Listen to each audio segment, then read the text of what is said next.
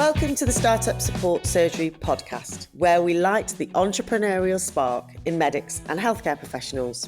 Join me, Dr. Jo Watkins, GP, business coach and co-founder of The How People, on a journey to discover where your medical know-how meets the business world.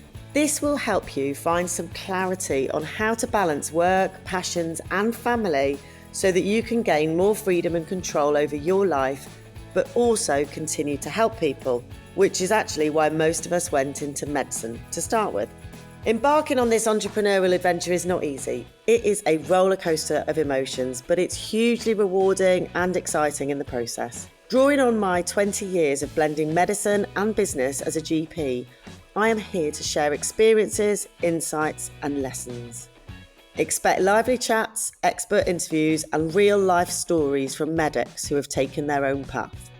Let's break free from traditional healthcare norms and explore more innovative ways of making a real difference to people's health and well-being, along with paving the way for a brighter future for us as healthcare professionals. Oh, don't miss my free PDF called From Stethoscope to Startup, which is an 11-page guide in the show notes full of practical help and advice.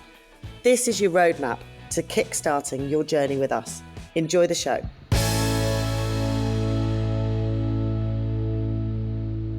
I am delighted to welcome Betty Bertels to the podcast today. Betty is a mother, a singer, a wife, and lives on the border between Carmarthenshire and Pembrokeshire in West Wales. If you look at Betty's Instagram, you will see that her motto is to heal your past, grow your business, and change the world. Betty helps people heal the beliefs that they think that they can't heal and really relax as they grow into ethical business with greater ease, flow, fun, and impact. Betty uses a combination of RTT, as we will hear, rapid transformational therapy, and coaching to support entrepreneurs and change makers to get to the root cause of their behaviours. I've worked with Betty over the last year and she is absolutely brilliant. And in this episode, we share some of the things that we've done together, including RTT and coaching. We talk about people pleasing, perfectionism, the conditioning that happens within medics, within the NHS, the fear and the struggles that people have about being seen. We talk about sticking in your lane, doing things you're good at, all sorts of things.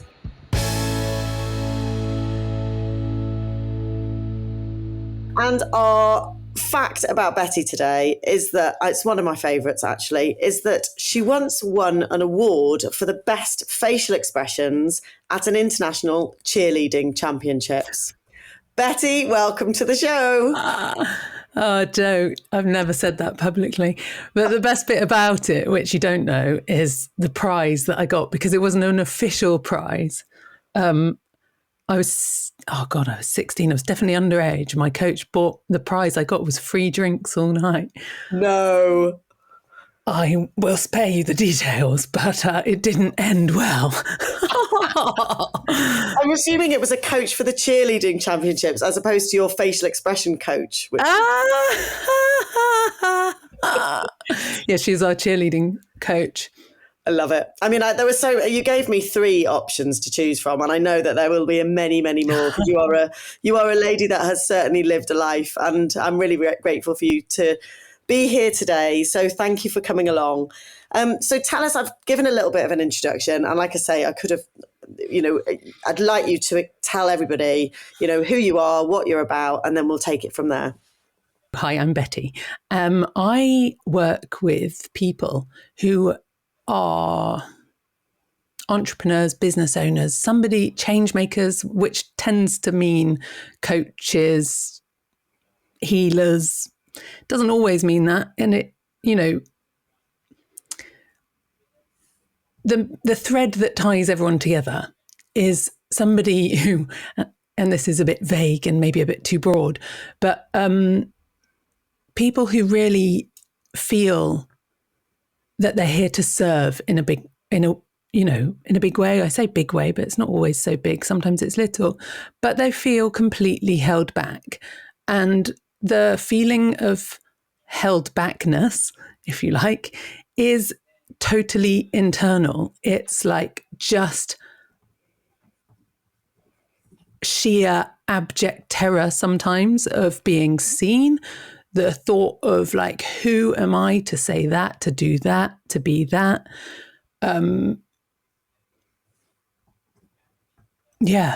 Just internally blocked somehow. And what happens, the way you know you're internally blocked somehow, is that you end up going around in circles. So if you've got a new business, you end up, procrastinating like crazy. You end up reorganizing your sock drawer. You end up doing basically anything instead of the one thing you need to do in order to make, to get the next client, to do the next thing. So, yeah, there's these fears. Yeah. And so I help people overcome their fears by using hypnosis, RTT, rapid transformational therapy, which you'll probably ask me about in a minute. I'm not sure. And what happens with that is we go back to the root cause of where these limiting beliefs, if you like, these ideas that are stopping us first came in. And that usually takes people back to their childhood. And it might be something that they overheard someone else saying about what was possible, about what makes a good life, about what was the right thing to be doing, or who they are, or, these things that, and children from 0 to 7, we human beings are literally programmed we're like sponges. We're just taking on all the information we can about the environment we found ourselves in, right? So our family, our school, our community, our society, our culture, because we need to fit in. And we need to fit in so that we'll be safe, so that we'll survive. And then I suppose years down the line, people find that they've still got these beliefs that came in as a child, and those beliefs, instead of helping them like they did back then when they were children, are now holding them back and stopping them from getting what they want. I love that. That is just the most beautiful description of what you do. Oh, good. And I know that there will be people hanging onto your every word right now, because I have a whole community of amazing medics and healthcare professionals listening to this podcast and within my community. And this is something that comes up again and again and again.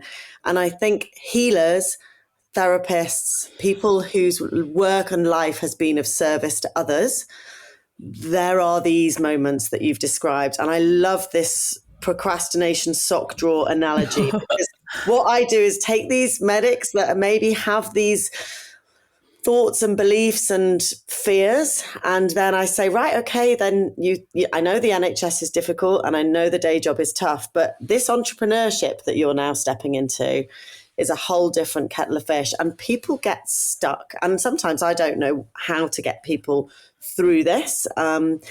Sometimes I have to refer on, and this is why I love having you in my world, because I think there's a lot of people that are going to really benefit from what you're sharing with us today. But is it possible to kind of heal somebody from this sort of thing? So if you've got somebody, especially who's been operating like this for quite a long time, is it possible to undo all of that with your sessions? Yeah, Joe, it's not only possible, but it's much, much faster than you think once you want to change. Right. And I've learned my lesson by working with people who weren't ready. So when you're ready, you know when you're ready, because you're sick of yourself. You're sick of reorganizing your sock drawer. You're just like, and some people will give up before they do this internal work. But yeah, when when you can see the pattern, and you're bored of your own behavior, you have to have a sense of like what you want. You have to be able to see, why am I not doing the thing I say I want to do? coming from medicine. Now, this is interesting because, it's not obvious, but for anyone who knows anything about my story, it's a very different story to, it's almost polar opposite, probably, to a lot of people who end up in medicine or similar, because I dropped out and I traveled and I toured in a band and I lived quite a wild life, and I did nothing that was conventionally, successful in inverted commas.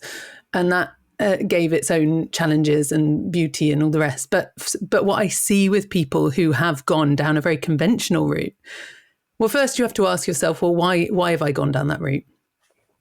How did I get here? And if you're honest with yourself, was it your idea? Whose idea was it for you to go into medicine? That's an interesting question, isn't it? And I think, it requires a bit of soul searching, because a lot of the time I see with my clients that they were trying, and, I did this in my own way.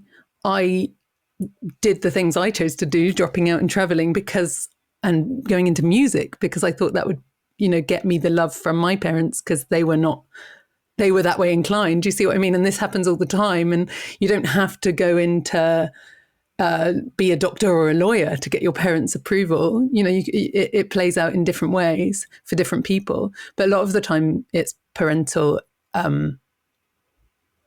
expectation, the weight of that. I imagine that's quite weighty, or I see that it's a weighty thing for a lot of people to carry. So where was I going with this? Why did you go into medicine in the first place? How did you end up here? And now some people will say, I was a child and I read something about a doctor, about, I don't know, somebody who gave their life for others, and I just knew that's what I wanted to do. And if that's the case, great. Yeah. But all too often, it's actually because it was somebody else's idea. And the trouble with doing things because they're someone else's idea is we just become good at doing what we're told, and we don't become good at doing what we want.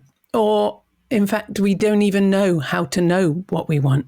So that's a big question in itself. So then what happens then if you're coming out of a institution like the NHS, and suddenly you've been doing what you're told all that time?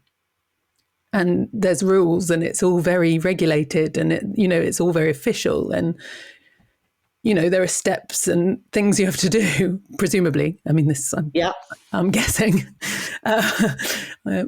Suddenly, if you're an entrepreneur and you're building a business, it's like emptiness. It's like there's a million ways, more than that. There's infinite ways to build a business, and that's probably quite scary. Well, it is quite scary, because how do you know what to do if you don't know how to know what you want? Does that make sense? So what a lot of my work is helping people to undo the conditioning. The conditioning is those limiting beliefs, like the times where we took on information from other people, to stop living outside in and start living inside out, which means accessing your own well of creativity, accessing your own heart, your own desires, asking yourself, what do I want? What do I want this to look like? What kind of business? And I know that you talk about this a lot, in building your lifestyle, and then there's a lot of but am I allowed to have that? Am I allowed to want that? So yeah, there's a lot to unpick.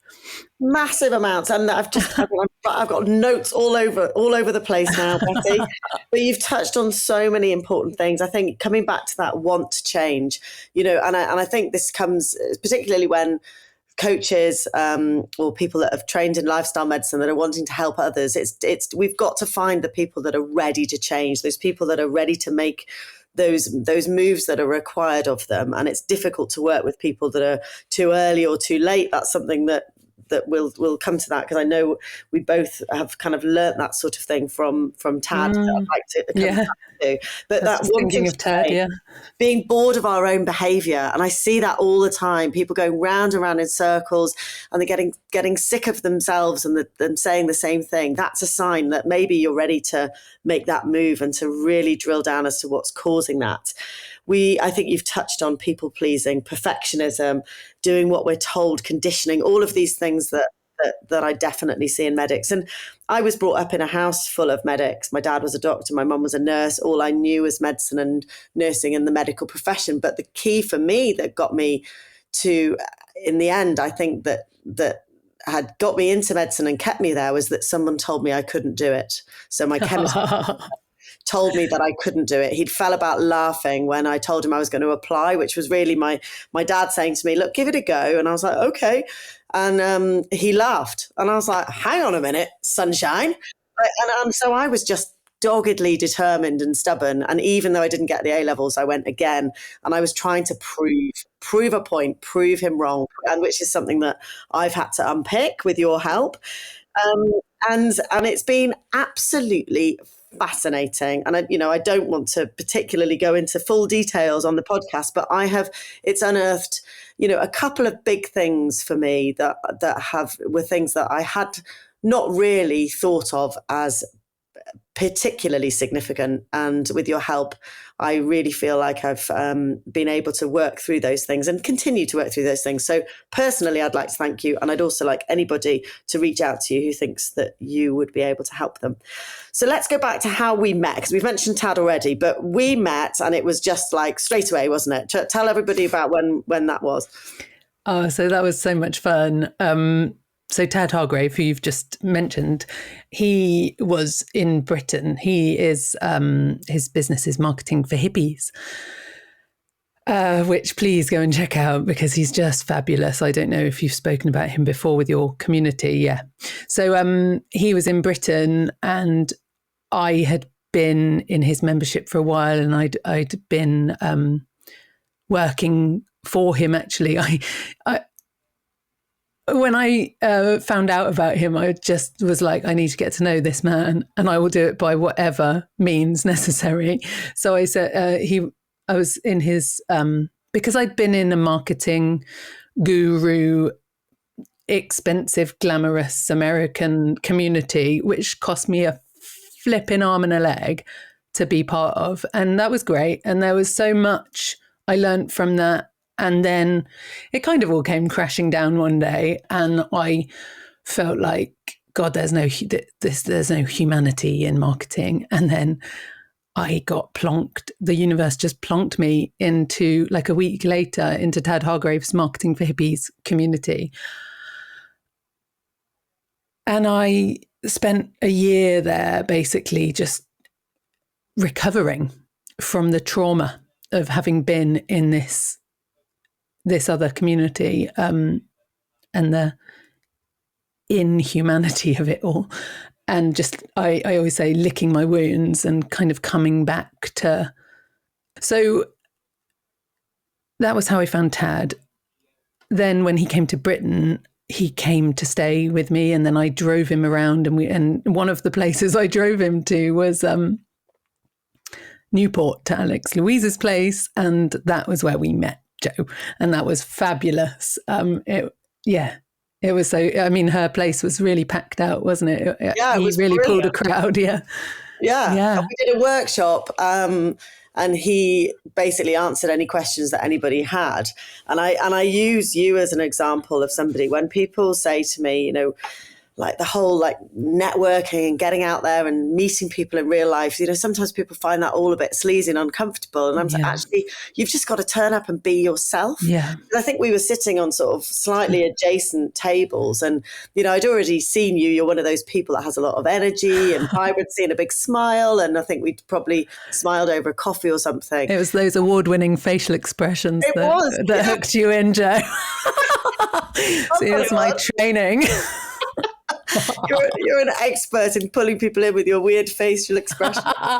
And we just got chatting, and I said, what do you do? And you gave. I think we were practicing our elevator pitches. It was our niche statement, I think. Yeah. Yes, that's right. And what we do and who we do it for. Yeah. You're brilliant. I need to work with you. And that was it. And there was no sort of like, I better check her qualifications. It's like, you're working with Tad.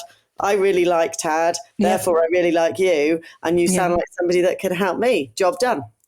Yeah, it's great, isn't it? Well, this is the beauty of what Tad calls hub marketing. And, I was on a podcast last week and the lady, a friend of mine, actually, Debbie, she's talking about sustainable business growth and, how it's like a forest, and we're all like a tree in the forest. And it's just such a beautiful image, and this does relate back to my work in that when we heal ourselves, when we uncover the genius that we have and become the unique individual that we are, and that I am, that you are, that each and every one of the listeners listening to this are, because we're all unique and we all have our unique way of being.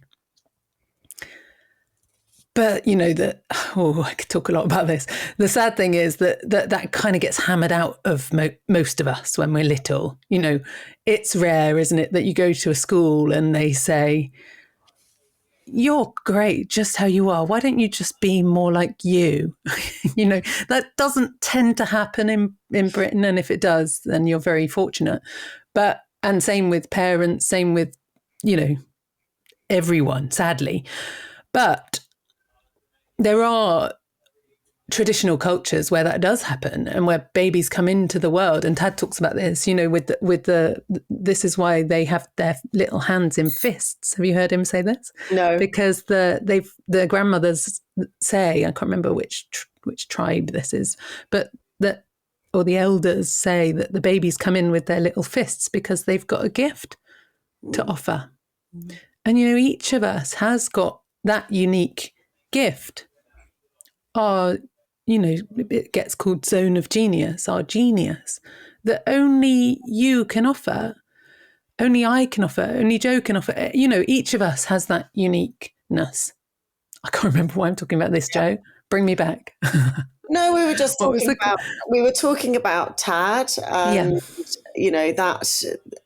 that I think you're describing is just suddenly feeling like you'd found your people, like you were in a very difficult, a different community. And I talk a lot about this with my group. It's finding those people around you that can nurture and support you, but that understand you, and that you have that sort of honesty and truth around what it takes to run a business, to build a business, because it's not pretty sometimes. And I think, that people often, I think particularly when we're used to having structure in what we do. So medics, like you say, we like an A and a B, and we go between A and B, and we have structure and steps to do it. And this is something that I've tried to pull together in my program, is taking people through the steps, but in the right order, because often we don't know what the right order is. So we come in to the world of business thinking, right, we need all the shiny things. We need a logo. We need a website. We need an app. We need all of these things are going to make me successful. And I have to pull it right back. And it's like, hang on a minute. So I'm pulling people back to this, to the beginning, and why they're wanting to do this, what this is all about, what they're driving and what they're striving for. But what you're doing is taking people from that point and going right back and saying, okay, before we start helping other people, we need to help ourselves first. Healing the healer, right?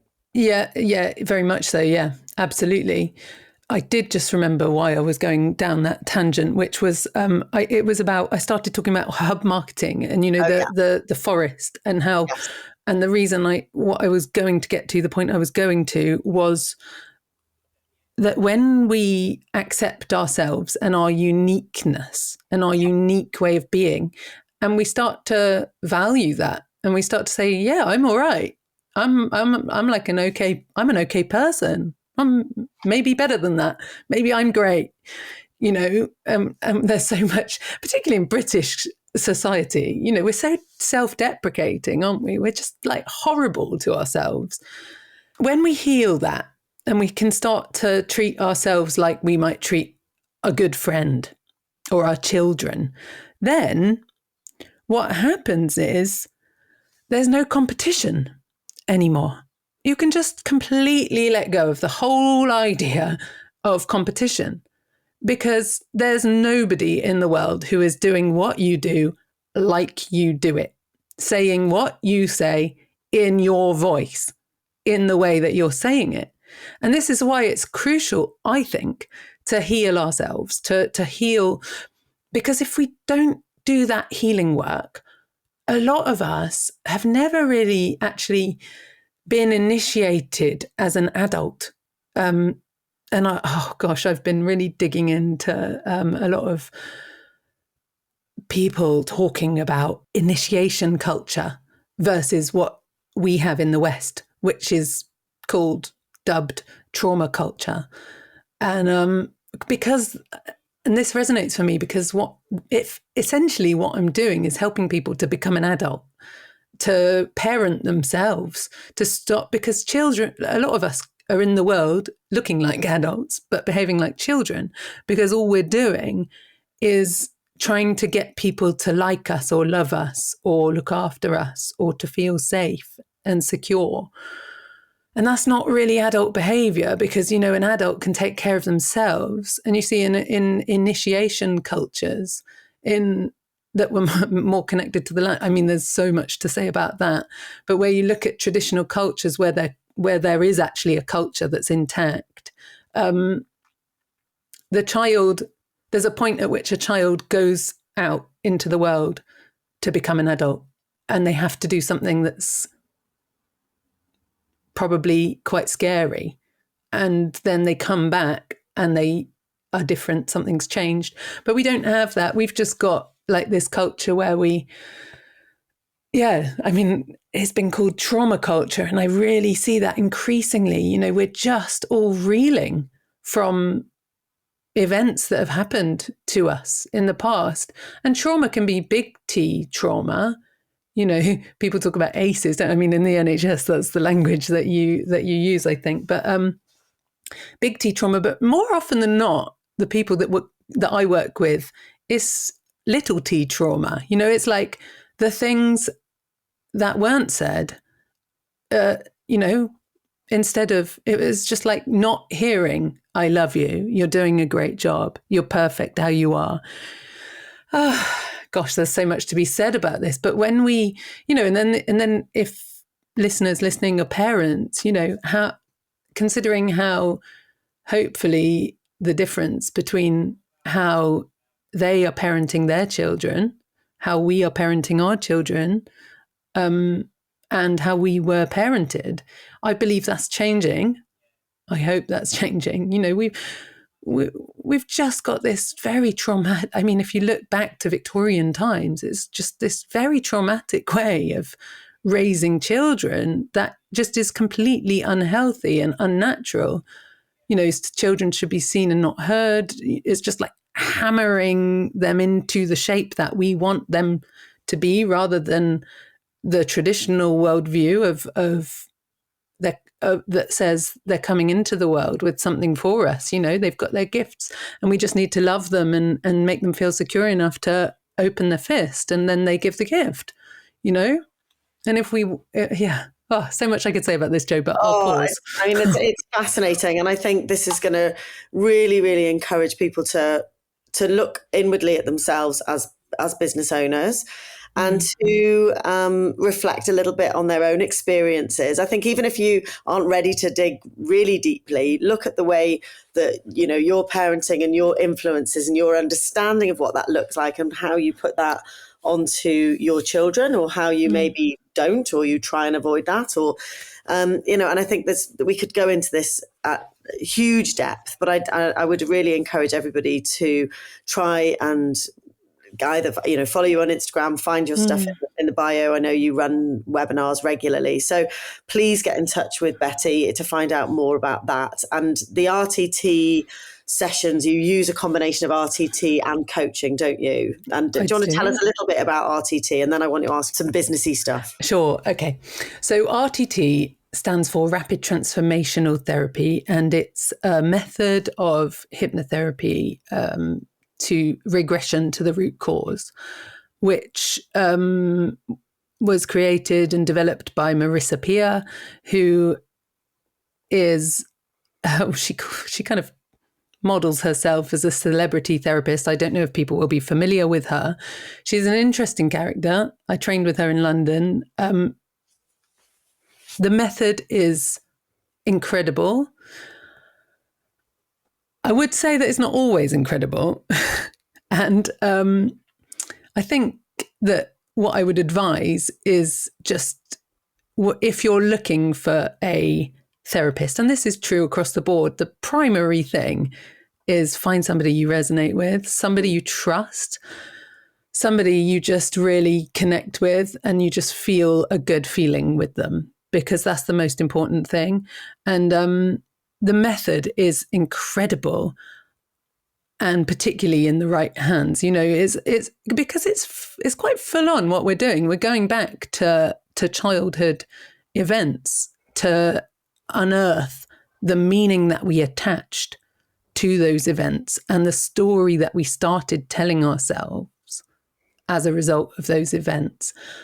So what happens is we go back, we find the scenes from the past, and we look at them. We kind of see yourself there. You imagine, well, you kind of obviously got your eyes closed. You're in hypnosis, and the thing about being in hypnosis is the conscious mind, the kind of monkey chattering mind, can chill out, and then everything that's ever happened to us is stored in us, in the subconscious. So we're just going straight to that without the kind of chattering that happens with the conscious mind. That we go in circles, don't we, in the conscious mind, because we haven't got all the information. Anyway, so that's why the hypnosis is helpful. It doesn't have to be done in hypnosis, but the benefit of that is well, then I make, one of my favorite things about the process is, so we find the story, and then once people see where this comes from, it can be quite magical. It can be quite instantaneous. There's like I see why I'm doing that. I don't need to do it anymore. It's like we can go in circles and circles of the same behavior for years and years and years and years, decades, in fact. And sometimes I've had plenty of clients going back to being in the womb, Jo, which your listeners might find surprising. Plenty of times they go back to being a baby. Sometimes they've gone back to past lives if they believe in that. So, and I would say whatever people believe, they can go there, Yeah. And the stuff that comes in the womb can be just a feeling. This can be anxiety. A root cause of anxiety is just that the mother was anxious or worried, and then they just picked it up in the blood, however, I mean, you all would know more about that in terms of the science behind it, the biology, but the baby knows something's wrong, but they don't know what, they don't know how to know, but they just know there's a problem. And so then they carry, and I've just healed somebody who was in her 60s, who'd been like compulsive overthinking, overanalysis, anxiety, chronic anxiety, and just seeing that it came in from the womb. She's like, wow. There was that like red alert all the time. Don't know why but I know there's something wrong. Anyway, so you go back to these scenes, then you just reinterpret them. You look upon them with adult eyes instead of with children's eyes. And when you do that, it all makes sense. Yeah. And you go, okay, I don't need to do that anymore. And then I make a recording, a bespoke recording for each person, which I love doing because I've got a background as a singer. I love recording. I suddenly realized why I went to music college.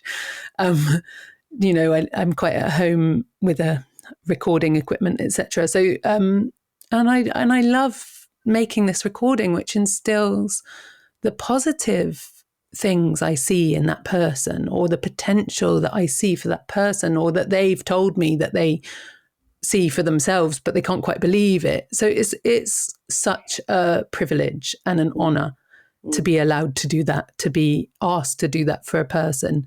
And then they listen to that every day for a month, 28 days, because, well, 21 days, they say, is how long it takes to to build a neural pathway. So we do it for 28, just an extra week, just to be sure. And those beliefs go in. They build new neural pathways, and suddenly we start. You kind of, I mean, you'll know how it was for you, but you're going about your life, and suddenly you think, oh yeah, I'm enough. I'm fine. I'm all right. Oh, I just found the whole thing absolutely incredible, just fascinating.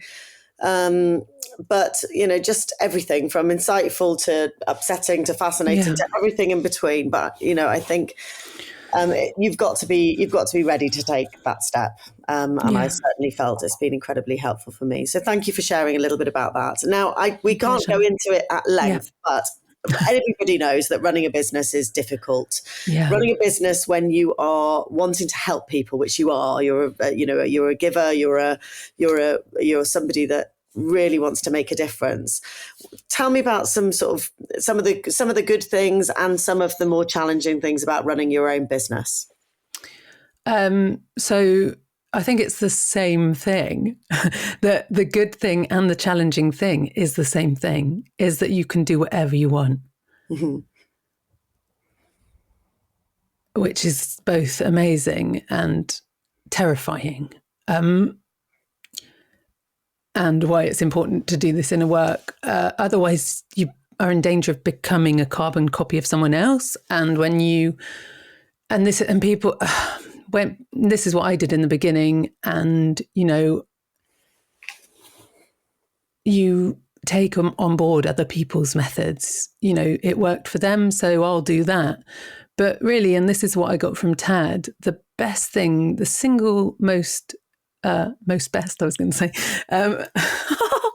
the single thing that I took from him that has been the most transformative, really, was this understanding, this idea that marketing can feel good, that business can feel good.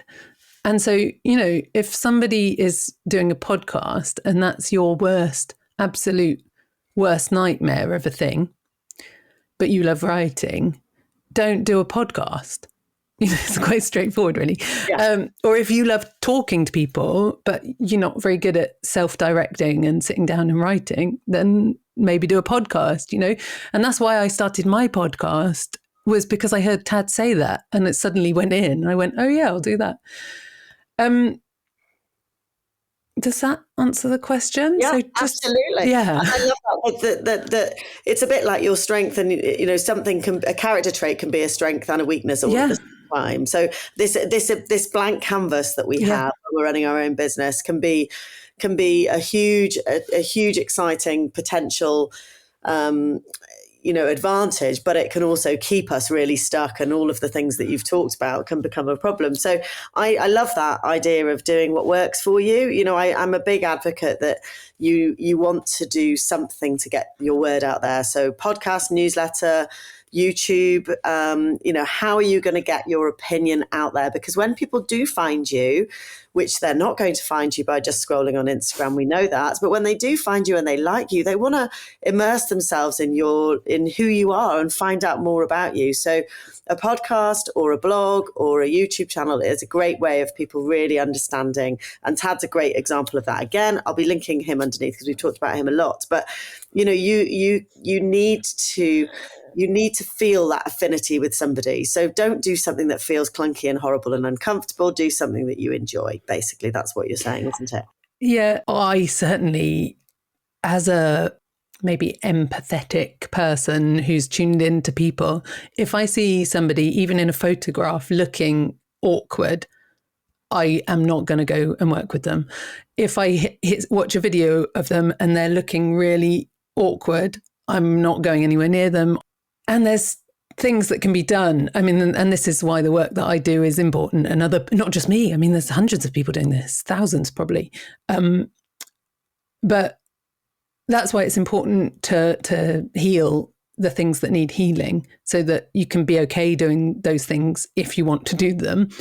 But one thing I would say, Joe, is that if people aren't sure, because, you know, if maybe people in your community, if they're not really in touch with what they like and how they want to be, because they've just emerged from this however many decades of doing what they were told, one thing you can do is just go back, just spend some time thinking about being a child and ask yourself, what did you enjoy when you were a child? What kind of games did you play? And, you know, when I started thinking about this, I remembered that I used to sit in my bedroom and record radio shows on my tape player. And I used to dance and I used to perform and I used to do little shows for people. And I've always loved being in the limelight. So that's a natural thing for me to want to do, and play teacher. So yeah, look at your, if you feel like you can't access or you don't know what your unique way of being is, sometimes looking back at childhood is a really helpful thing before the conditioning hit. Yeah, love that.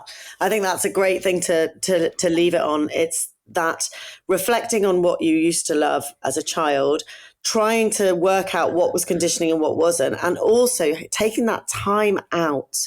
You know, it's very difficult to go from a busy job into running your own business without this break. And I think when we took our year of traveling, that's when I totally immersed myself into the learning, listening to podcasts, personal growth, reading the books, sitting there with Post-it notes everywhere. What am I good at? What do people come to me for? What do I love? You know, and it was like reigniting that creativity that had been totally, you know, burnt out. And actually my child, I used to make things and sell things the whole time. But that was never something that was very encouraged.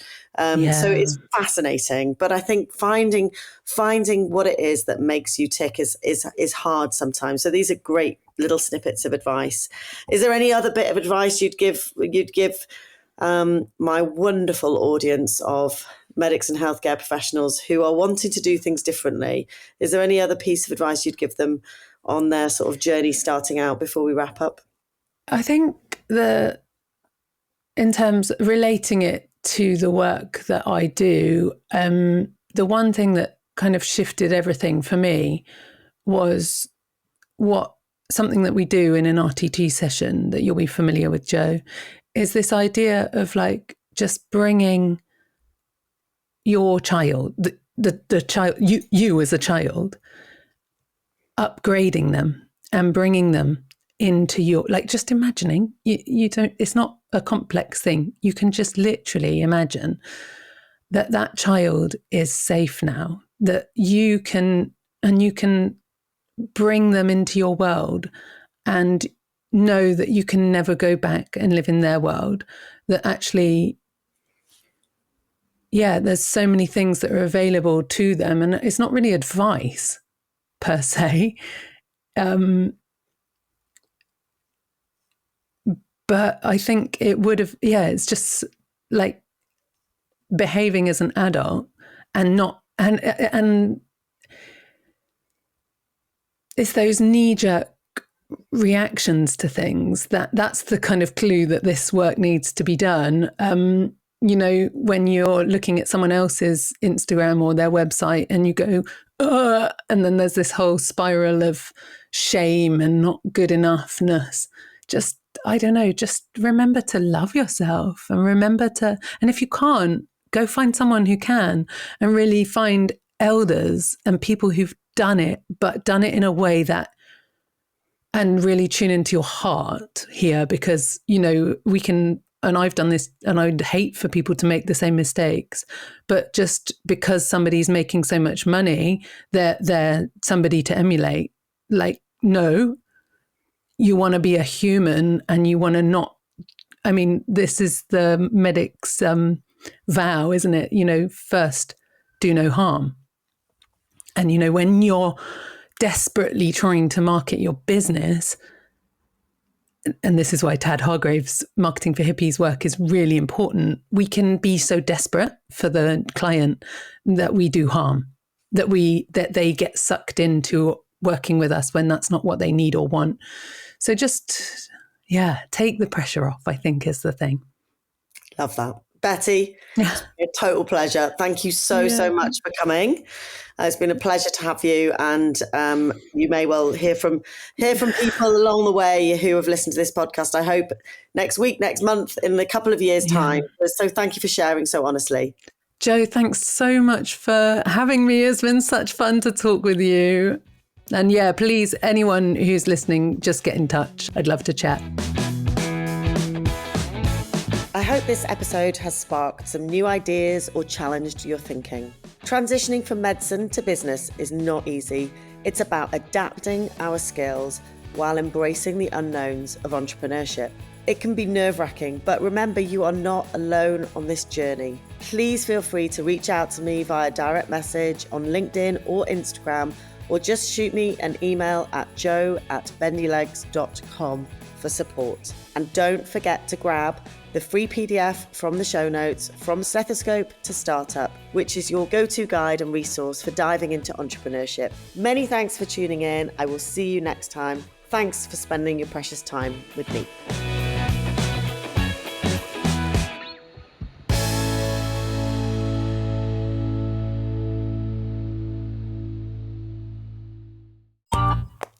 This has been a Monkey Pants Productions podcast.